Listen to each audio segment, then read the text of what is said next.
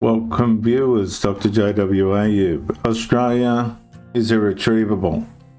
When people stopped asking who was responsible.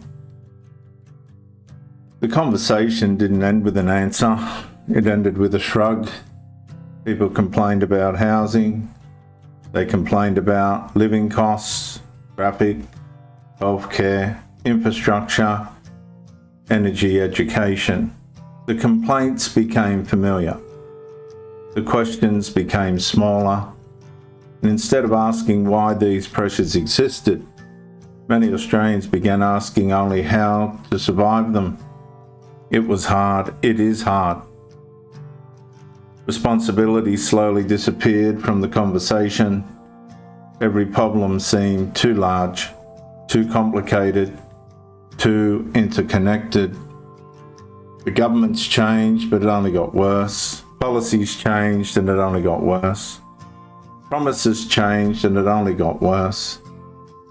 The pressure still remained. And over time, something subtle happened.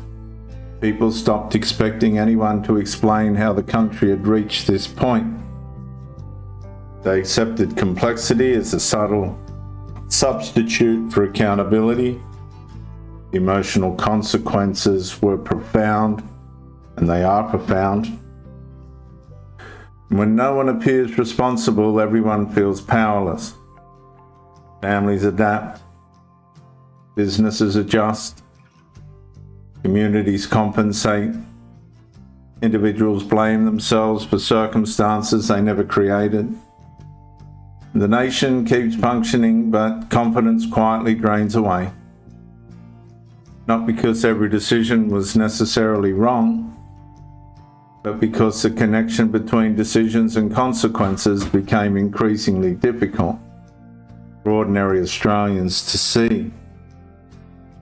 A democracy depends on more than elections. It depends on citizens believing that decisions can be examined, responsibility identified, and outcomes changed or improved, but it's getting worse. Australia is irretrievable. And when that belief weakens, public frustration turns inward instead of upward. And viewers, perhaps that is the quiet turning point. Not when problems become permanent, but when people stop believing those problems belong to anyone at all.